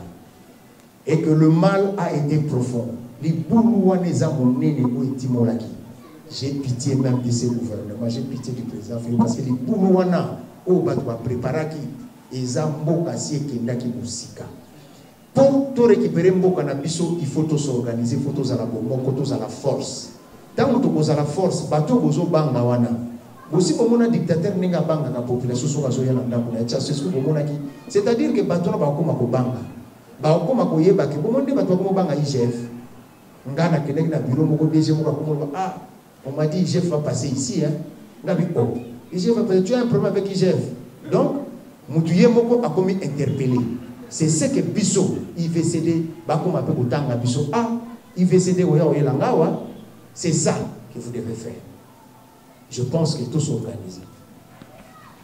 Pour nous, lobby, makambu ya sachet ya mai, sachet. Nous devons savoir, besoin d'organisation nabino, mais adhésion awa eza individuel. Motona moto photo ibaye, motona moto faza nabiso engagement na eza personnel. Ceux qui osent la Katia Lingomba Nabiso, nous sommes capables de bouger les choses pour vous. Ça, je vous assure. Tout ça, là, document Nabino, total, juriste Bagotala, ou Isa Malamo, tout ça. Tout alite wana pour OK, au sali beba, au sali makamamabe, au kanisque IVCD pour défendre. Ça, c'est pas nous. Nous devons respecter les normes des droits, nous devons respecter l'autorité, nous devons respecter tout. Mais, tout ça, va pour dire. Donc, c'est-à-dire que dans l'organisation de Bino Wana, ceux qui Bino Bolangi, organisation, c'est une suggestion. Tout ça, on a un moment député Bazali, honorable. Ceux qui vont organiser, vous voter à Bamoti. Vous ici, vous pour défendre le droit de Bissau. Donc, c'est ça qu'on appelle le lobbying. Vous avez des politiciens qui ont été aux États-Unis, vous avez yango wana babengaka lobbying yango biso tout ça. C'est-à-dire ceux qui ont épelé, tous a force moko pour résister te. Tous un sujet moko to développer en to sangani to luki solution. Soko yoki biso te, to sengi président ministre azo ka biso te so te zo ki manaye na balabala. Ministre, je pense à Rozo Massima. Je pense vous avez compris le lobby wana. Pour papa à Tuni Makamba agriculture, c'est toujours la même solution dans une organisation. Après, si ma suggestion, site Nabiso, tout ça, la carte à la site, pour comprendre que tous ali, tous bandits, tout ça, la site déjà les ali, mais bazo tchap élément. Binon denge boza pour nous caper page à Facebook, on a beau s'abonner na page ya YouTube Nabiso parce que bah information est belle comme on compte na page ya Facebook. La question que vous posez et vous avez toujours vous en attendez, vous en attendez. Il y a vous se déplacer, la question que vous posez et vous en avez la réponse pour trouver la solution. Et ce qu'il faut, auto yambayo to yambayo pour tout sur la nayo. Dans mon ligne de comme sous à tout niveau sur tout ça dans le règlement d'ordre intérieur. Croyez-moi, nous sommes très organisés. Nous avons plus que ça. Tout suite tout avancé, les candidats sont les alliés à mon tout ça manibo. Donc tant que tout soit qui parle depuis consultation, tout ça qui sont organisés pour la candidat. Il y a notre jeune frère qui a posé la question par rapport au népotisme. Nemi to Vandiawa, l'organisation de Konama Moko, ya papa Moko, maman Moko, Azali, Nemi to Zali, moi je suis né grandi à Kinshasa. Batu basali sangai, bazaba de Konama, bazaba province Nangate, na yebi makambwana te. Wana makambino batu bayaki nango, babi yebi. Biso awa, to yebi makambwana te. Congolais, Zaïrois, nous sommes frères et sœurs. Ngai Gabi Shabadaza Ndekonanga, Tamsou, les Kabate, Kotama, maman Moko. Gabi Aboya Souka, il y a un problème à concourir, pas autant de Konanga, Aboya. C'est ça, il est de Kola Nishasa. Pourtant, on a une apôtre, tous les papa, maman, tous les bisous, tous les unis, tous les plus de famille. Donc, Nazara Bandeko, nous sommes très unis, tous les donc, Makamala, on a un sous la route. Nakoyo, a tenu Makamala musicien, Nazara pour répondre. Boye Bakaboye. Ndenge bomoni biso boye, ndenge bomoni monsieur Didi Kinwani, nous sommes des intellectuels aguerris. Nous n'envions rien aux musiciens. Aucun musicien ne peut vous dire que moi, Claude Malouma, ou monsieur Didi Kinwani, Aganda dans studio pour Ayemba Mobialouma. Malamu to sala faut retenir à mon lelo so ki bomoni ba jeune belé lelo ba pimi. C'est grâce à nos sacrifices. Je vais vous parler de moi. Je suis la personne où est son asenga qui peut accueillir vivre dans le Canada libéla. Ngana tellement na lobby na jamais. Je vais te faire tout de toi star na boka koyo. Na zwa na ipsi pona rassuré bi me rassurer nga ndenge nini pona za na passe. Ndeko na nga za na prototype dans cette sanga ezate. Na zwa yaya na qui s'appelle Jonathan BC. Aza na Canada de longa na mebaye. Na ipsi nga na kokomisa yo star. Na recruter ba musicien wana nyonso. Na dépenser mbongo na nga pona yoka ki ba jeune wana mawa. Lelo ba sala pe misala. Ba créer pe misala, ba faire ba bima, ba Clinton ba bima, ba nani ba bima. Soki na sala mabeto malamu. Pona ngai ezalaki ko salisa bandeko et puis business. Il faut to lo wana complexe wana. Bato ba kosa kabino makambo wana, il ne vaut pas plus que nous. Moi je fais les hautes études de sciences commerciales et c'est comme ça que je surprends les gens. Il faut rester toujours humble. Mais ce qui nous a fait ses preuves. Beaucoup de salaki ba diamant. Bazana oya zana moté, bazana mayelo ya zana moté. Nous devons apprendre Batouana va utiliser la bango et puis un comptoir à diamant. Un terminal conteneur frigorifique Yangai. Et puis nous avons un entrepôt où ils ont contenir pas moins de 850 conteneurs où je suis associé à 50%. Ça veut dire quoi? Ils ont un domaine nous avons maîtrisé. Et l'occasion est salami malamu parce que tout en état transiteur, ainsi na salapé ciment, donc on a eu pris à Biloko. C'est-à-dire ici quand on a Biloko on a eu. Et c'est ainsi qu'il y a occasion de mettre en pratique parce que moi mais il faut du concret. C'est ça qui va réunion de façon que tout va soso. Pourquoi? Biso que musikate. Parce que ça va que la biso ils ont coûté na Brésil, ils ont coûté na Ukraine, ils ont coûté na Turquie et au biso de ça là ils ont coûté na Europe. Kozoa bateau conteneur Brésil tient c'est dans les 40 jours, ils ont coûté na Chine 45 jours, 50 jours, mais biso coûté na Europe 17 jours jusque na port à Matadi.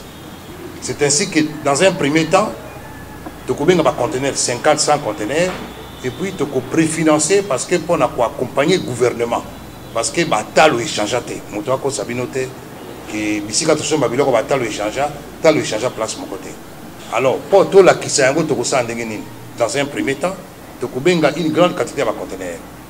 Et pour faire accepter le prix, toko préfinancer ma chambre froide dans la ville de Kinshasa. C'est-à-dire même 5 ou 10 chambres froides.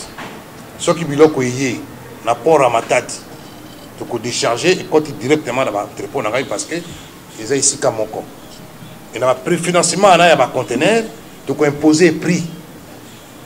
Bateau ba côté quand toko imposer prix na ba bénéfice na bango parce qu'il y a 2 semaines à Kenya Wenza Gambela. Parce que la maman na bateka ba soso na yebi combien ba gagnaka. Et toko senga intérêt belete pourquoi? Parce que les lois sont ici 1 million de poulets. 1 million de poulets. Et que vous avez 50 cents de bénéfice. 1 million, ça fait 500 000 $. Si vous avez $1 de bénéfice, ça fait 1 million $. Alors, ce vous avez ici que vous avez belé. Parce que vous vendez à ceux qui sont ici 100 personnes, 100 000 $. 10 personnes, ça fait 1 million. Si tu dis 100 personnes, tu as 100 000 $. Ça fait combien? 10 millions $. Donc, on dit que tous les qui n'ont pas de bâtiment, alors, bis n'oubliez pas de bâtiment. Tu as bien biloko moko bio, tu as kandingi ya bien, et puis ça continue.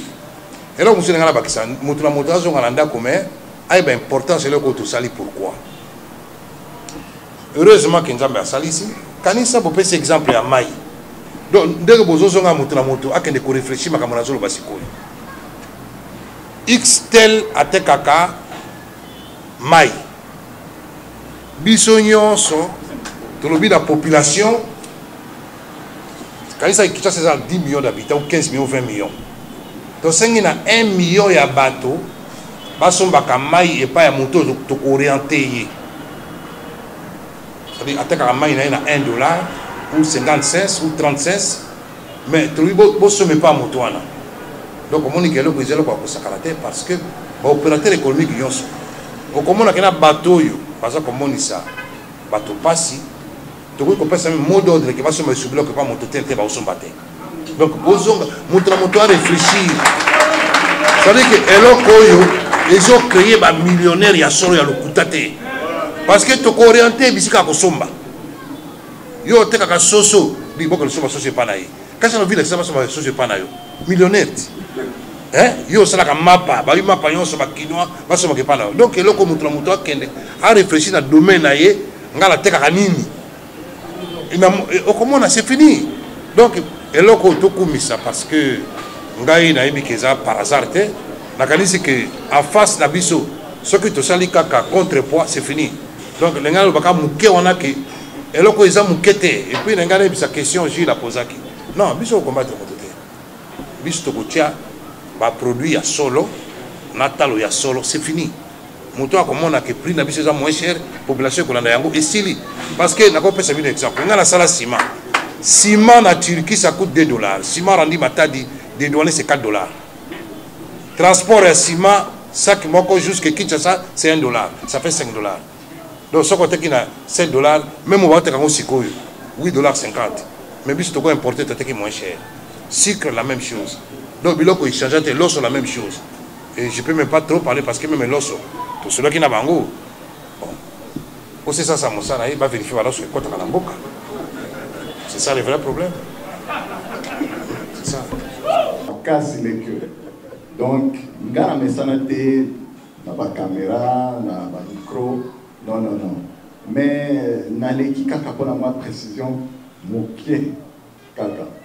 en tout cas, pour remercier nous, vraiment, pour répondre. Dans le moment où il y a un système qui n'a depuis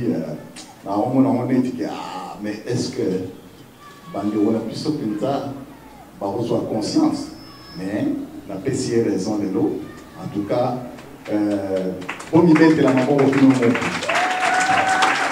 si vous voyez slogan où le barakeo RDC et l'Obamakas vous voyez la slogan à PAM tolingi penza ekoma enoko ya solo na utakoloba tanto tobimaki concertation kuna na mokonzi ya mboka ndeko na biso ndeko Félix donc nalobaki mboka moko te ekodevelope na kati ya mokili oyo sans Nkita, donc sans que homme d'affaires, opérateur économique, bino ndenge oyo et bino a.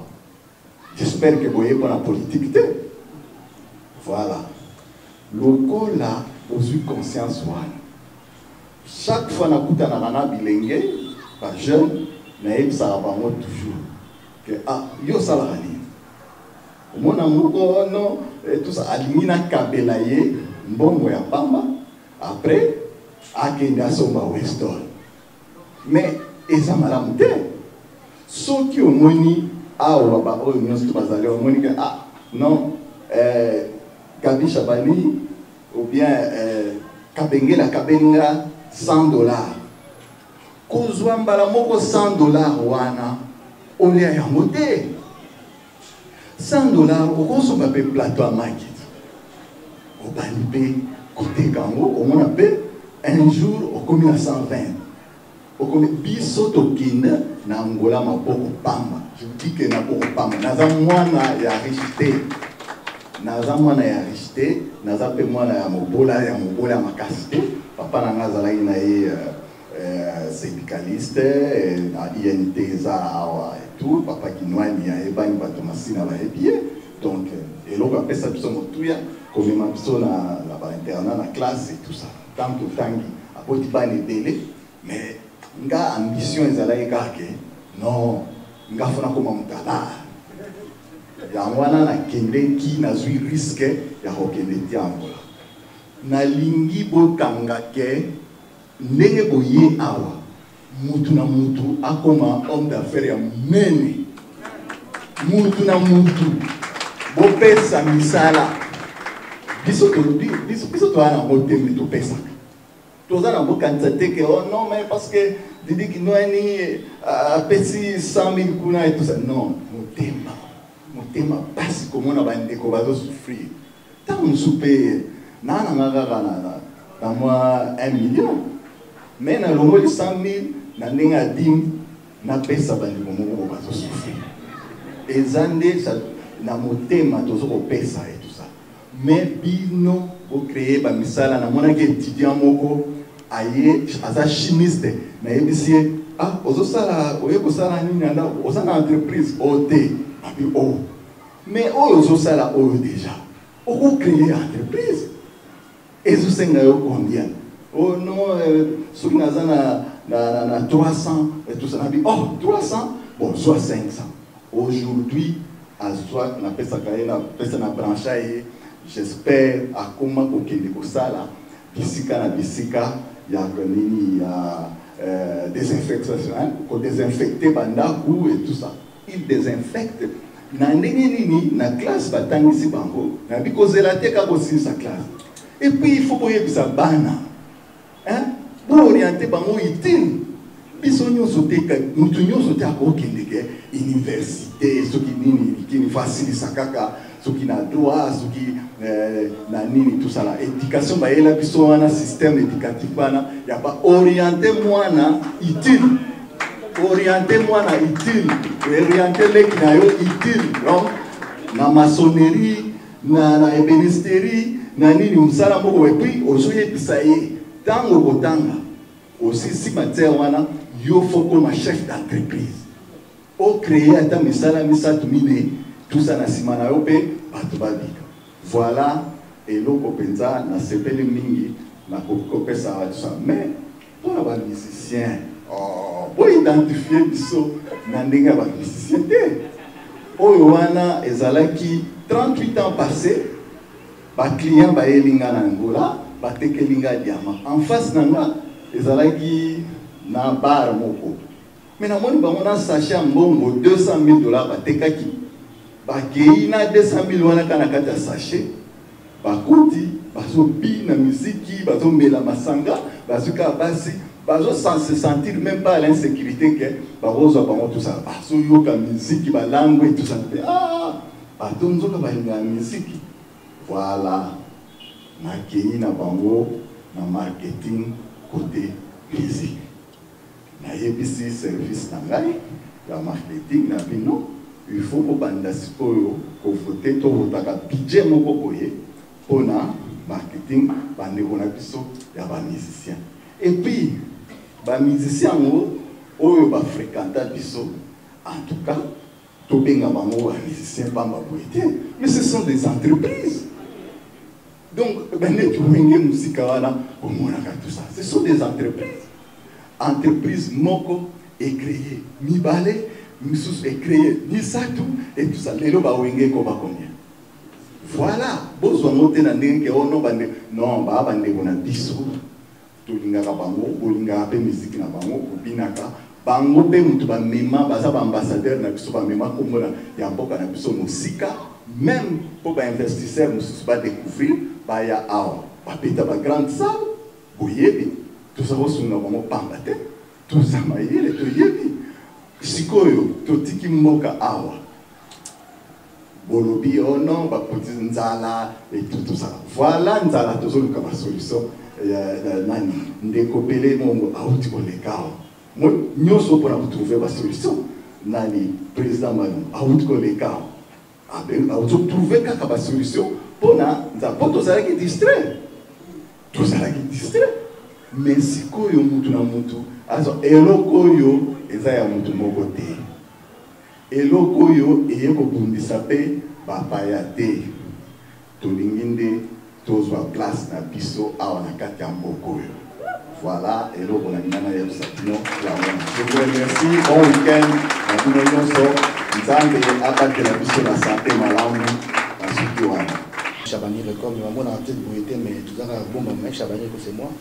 Naza patron à Congo et dans l'entreprise Moussoso. D'abord, nous avons effectivement dit l'association est contre les étrangers. Non. Les étrangers sont libres d'investir dans la question de l'Église. Pour preuve, je crois que vous avez la preuve allemand, il y a un chemin de fer, tout ça, nous avons associé la banque. Donc, les gens ils ont le plus grand investissement en la Bissau, ça le chemin de fer 10 000 km, investissement 25 milliards. Dans la culture, le PP, la Zambie, les mines de la mine, la Bénin, Namboka nana kisangani bozana faire pour plus de 30 milliards pendant 100 ans faire un besoin pour transférer la terre. Donc ce va me dire la timbo na bango va investir tout ça va bon bien. Mais par contre, il faut qu'un peu à Congolais va se retrouver. Hein, parce que mboko yoza normalité mais bolingi sanga mais c'est le plus riche du monde. C'est la vérité de bango, c'est le plus riche du monde. N'Équateur dans la maille maintenant riche du maille riche du Maroc. Comment expliquer moi ça? Comment expliquer maille ça partout maille ça? Bilanga, est-ce que tu dois importer l'osso? Est-ce que c'est un normal d'importer l'osso? Vieux pelé mon aïe, mais tu sais, papa, tu dois un beau cabaret, d'autres dans la Bumba et tout comme ça. On doit reprendre ça, l'osso à Bumba, fait par les Congolais, transporter, tout exporter même l'osso. Donc, vous dites qu'on n'est pas contre les étrangers. Moi qui vous parle, dans l'Angola 4 ans, j'ai investi là-bas, dans la zone d'affaires en Angola, et Pexamité. J'ai investi dans la zone de Pexamité. Mais par contre, les Congolais, il faut que la culture de 5 à 5. Il faut mon amour à ça. Et puis, pour casser, pourquoi on a dit qu'il faut autant d'investir? Non, c'est faux. Il faut la volontaire de nous. Je vais vous faire rire. Non, on va caméra de la numérique. Nous allons bosser avec une caméra numérique dans la fiche santé. Premier société audiovisuelle, la fiche santé. Il y a témoins dans un mois. Parce qu'il y a un frère dans la zone. Mais quand tu as classé au thème, il y a une facilité, il y a une école audiovisuelle, rien. Culture à autant. De l'autre, on a Congo Web. Quand on a bâti un web, tu me notes? Moi, je dis, TV, comme Internet. Nous, on a YouTube. Nous, on a compris ça avant. Jeunes Congolais, on a culture pour Tanga. Aujourd'hui, vous avez la chance de voir le premier soutien. Nous, on a beaucoup de chance d'Internet, on par le téléphone. Botanga. Botanga, Luka le Kolingi. À tous les moments que l'université, l'école, Tanga en Internet, il y a un métier dans l'eau. Menuiserie, maçon, tout ça, tu veux qu'on a. Et c'est pour ça que nous, tant que nous avons aujourd'hui, c'est une bonne chose de encourager en gros. Moi, je suis publiquement, c'est parce que ton limite est mort à échanger. Ça va pas se miner. Il ne faut pas passer un bon. Effectivement, ça a un bon côté. C'est normal. Tu as vu que dans c'est une assurance à des arabes. Assurance à des arabes. Nous sommes comme tu as dit, maladie, on va faire la minute. Vraiment, là, on félicite pour dire que nous, on encourage ce projet. Et nous sommes européens à part de la télévision, mais la vérité, la plupart de la télévision, dans le format, petit nangai, Tu reviens à tout, encourager le projet, tu connais bon, vieux, ça n'a pas royal. Malgré que si plus à moins cher, à la télé de publicité, aussi ma société pas manuel. Encourageant, c'est comme ça. Donc, dans le bon, en tout cas, merci beaucoup. Vraiment, on est très contents. Les idées, ce n'est pas mauvais pour tout le monde. Donc, ça sera notre profit de nous, les Congolais. Vraiment, on est très fiers pour ça. Si ça va évoluer ou ça va continuer très bien, ça sera bien pour nous tous. Donc, c'est notre bénéfice puisque nous sommes des Congolais. Comme moi, je suis à Londres, ça fait 31 ans. J'ai fait beaucoup des affaires ici à Kinshasa, ça fait longtemps. J'avais de remorques, j'avais des boulangeries et j'avais d'hôtels. Et puis je suis en train maintenant de construire même des immeubles. Mais on n'a pas de soutien quelque part. Cette idée, ça va nous aider un jour. Ça peut aussi nous aider pour continuer à faire des idées que nous avons et puis des projets que nous avons pour notre pays. Le manquement que nous manquons toujours, surtout dans notre pays, problème des courants. Le courant, ça manque. Moi, j'avais des boulangeries, ça fait 8 ans passés. Bon, j'avais bénéficié au début. Le problème que nous étions, les problèmes de courant. Avec de l'eau, s'il n'y a pas de courant, vous ne pouvez pas évoluer très bien. Donc il faut avoir surtout de courant dans notre pays. Il faut les SNEL, qui peut nous aider, les gens de l'économique. Donc il faut qu'ils puissent nous aider aussi. Si sans courant, nous ne pouvons pas évoluer très bien. Si vous avez des boulangeries, des chambres froides, comme on a parlé ici à propos des chambres froides, si nous manquons toujours de courant, rien, ça va évoluer très bien. Un appel en Lingala, diaspora, Union Rolanda, initiative bon, pour la Bandeko, les initiatives sont très bien, c'est pas ici Bissonioso. Les idées à Babete pour le développement, surtout le président qui soutenir en haut. Il aider Bissoka à faire. Depuis Tobanda Koyana Kinshasa, faire autre sali, tout ça baisse mingi. Baisse et outaki mingi car on a courant. En parlant toujours de courant, ceux qui couraient ça bien en Boka, Boka il faut évoluer très bien. Nayebi que biso tout aux Congolais, biso tout aux a souci à courant. Pourquoi tu as la même match il y a pas moment à courir qui aux même place à continuer match. Il y a des chambres froides, il y a des boulangeries, il y a des blocs à miner, il faut toujours courir ça là. Le souci d'anga, les arcapo basa dans le courant. Ceux qui courant est vendu et que vous allez bien pour la biso, tout évoluer bien. Le lot aux autres ont des immeubles, aux autres chabat, aux autres na carte, mais même les locataires, les autres bundana. Tu es obligé de faire un forage. Comme le peuple a vivre dans le forage, le peuple fait vivre dans le maïs d'ailleurs, la régie des eaux. Mais ceux qui ont vivre dans le maïs, la forêt, tout le monde a une parcelle, puisque pour le manquement, il y a le maïs. Donc c'est ça. Merci beaucoup. Vraiment meilleur, ce n'est pas pour rien que je suis arrivé ici. Parce qu'il y a notre pays, on dirait que ce n'est pas notre pays. Et on dirait que nous sommes un peu comme les étrangers dans notre pays. Et le pays le plus riche, peuple enfamé. Et c'est puis cela, quand le président il nous a réussi, il a dit en Lingala, na lingi binu sont beaucoup de millionnaires. Ah, on a beaucoup de millionnaires. On a beaucoup de millionnaires. C'est puis cela, quand j'ai suivi le président Chabani, il m'a appelé avec le président Claude Malumba, qui ça sera la première sortie officielle. Je suis là pour encourager l'initiative. Nous sommes les opérateurs culturels, l'homme d'affaires. Ce n'est pas pour rien, on est là. Nous sommes l'opérateur culturel, l'homme d'affaires. On doit s'y mettre.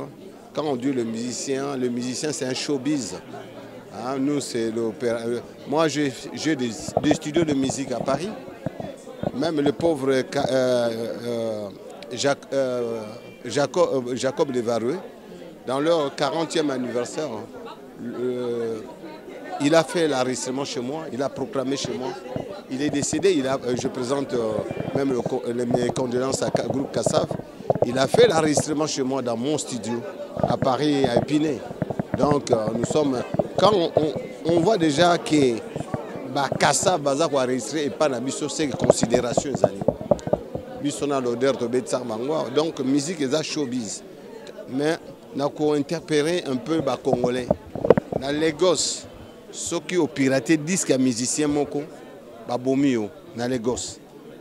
yango moni ba musicien na baza ba millionnaire parce que les cas na parlement mais awa ndenge bino so sala nana sombaka lelo disque personne nyonso za pirate na ba clé SB banini mais kota na mutu ya ba étranger que il faut somba disque pour na ba musicien bazala na mbongo mais lelo moni awa na kata san ba parler on dirait ba musicien baza binemi na bango on moni un peu ça mais or que za showbiz to bunda siko ndenge na bimia bokolanda kalate na ke ko sala nzembo ndenge balobi ke guerre ezali pour les canaba chaîne na bino nyonso to sala ke batu ba s'adhérer et belé ba ya po omoni déjà balobi ke soki bozui crédit okozong ça na 5 ans 10 ans mais homme sou ezalaka ozui crédit lelo ozui crédit ba pesi yo 1 mois ba ndo komelo zong ça neti nga zo accrédité vraiment initiative merci président Malumba merci président Didi Kinwani na équipe nyonso Chabani Record